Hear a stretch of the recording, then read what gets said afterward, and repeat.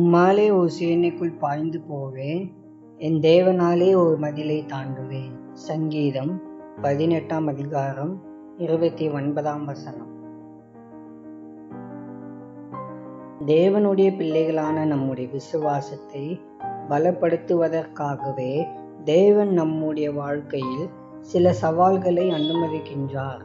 நம்மை பெயர் சொல்லி அழைத்த கர்த்தருடைய கரத்தில் உள்ள கிருபைகளை எண்ணி அவரை துதித்து கொண்டிருந்தால் நாம் சந்திக்கும் மிகப்பெரிய தடைகளையும் கூட சேனைகளின் கர்த்தருடைய பலத்தினால் எளிதில் நம்மால் தாண்ட முடியும்.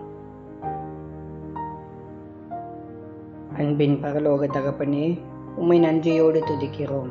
இந்த நல்ல நாளுக்காக உமக்கு நன்றி செலுத்துகிறோம். கர்த்தாவே, நீ செய்கிற எல்லா நன்மைகளுக்காகவும் உம்முடைய ஆசீர்வாதத்திற்காகவும் உமக்கு ஸ்தோத்திரம் செலுத்துகிறோம்.